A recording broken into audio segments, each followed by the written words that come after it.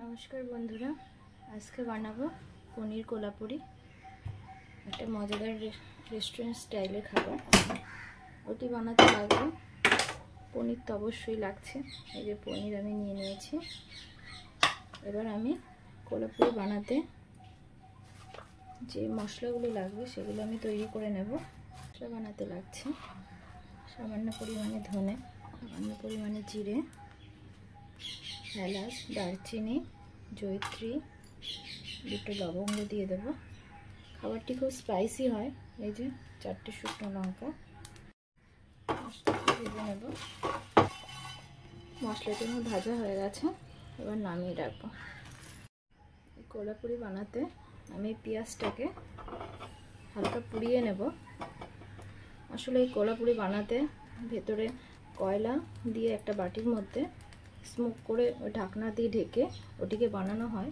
আমি ওটি না করে পেঁয়াজটাকে আমি হালকা পুড়িয়ে নেব তারপরে খোসা ছাড়িয়ে আমি এটিকে এর সঙ্গে মশলাগুলোর সঙ্গে পেস্ট করে নেব মশলাটি এক পাশ ভাজা হয়ে গেলে পুরো মতন হয়ে গেলে এটিকে আমি উল্টিয়ে দেব পেঁয়াজটা আমার হয়ে গেছে এবার আমি নামিয়ে নিচ্ছি ট্রেতে এবার এটিকে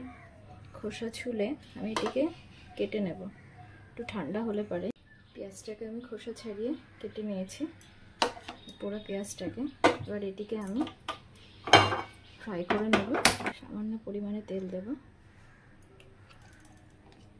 পেঁয়াজটা দিয়ে দিলাম ফ্রাই করব টমেটো দিয়ে দেবো বেশিক্ষণ এটিকে ভাজবো না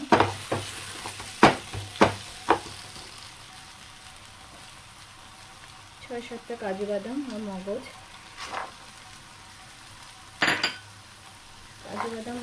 দিতে পারে গ্রেভিটা খুব ভালো হয় 5-6 কোয়া রসুন একটু মশলাগুলো ভেজে রেখেছি এর মধ্যে দিয়ে দিচ্ছি পরিমাণে নুন সামান্য পরিমাণে হলুদ কালারের জন্য কাশ্মীরি লাল লঙ্কা গুঁড়ো এতে কালারটা ভালো আছে হবে না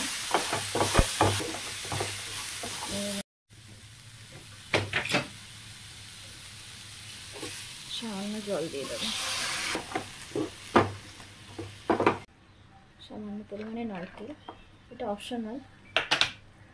আপনারা দিতেও পারেন নাও দিতে পারেন তো নারকেলটি দিলে খেতে আরও ভালো লাগবে ঢেকে দেবো আমি টমেটো সিদ্ধ হওয়ার জন্য টমেটোটা সিদ্ধ হয়ে গেছে দেখুন নরম হয়ে গেছে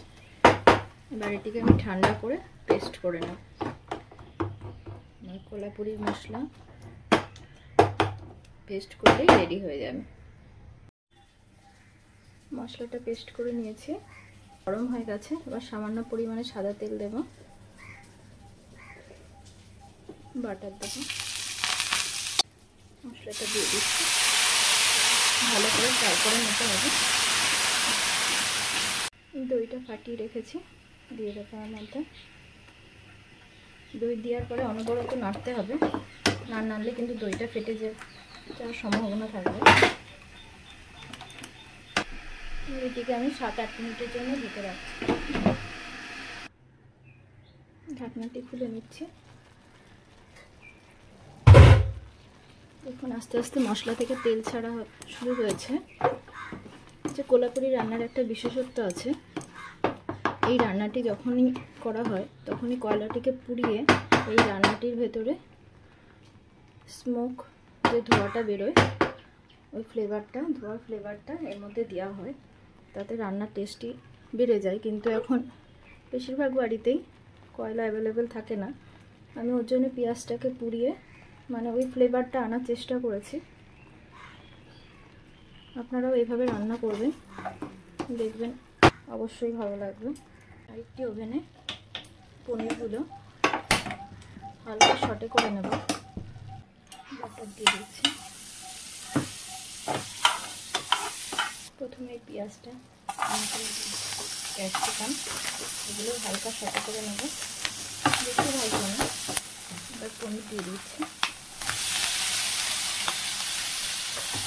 হালকা জল সাথে করে নেব। হয়ে গেছে। এই মশলাটির মধ্যে এবার দিয়ে দিচ্ছি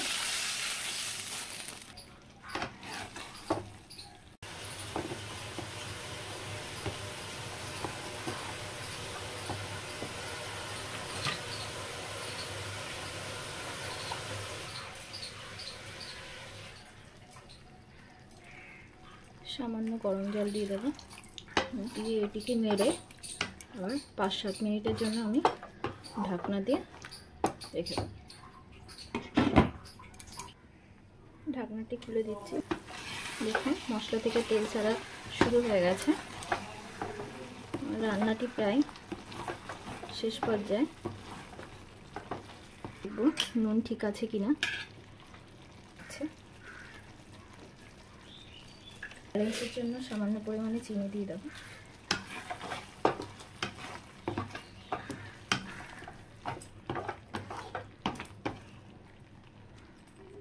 দেখুন কাসুরি মেথি, ধনে পাতা, কমপ্লিট। এবার সার্ভ করব, প্লেটে ঢেলে নেব।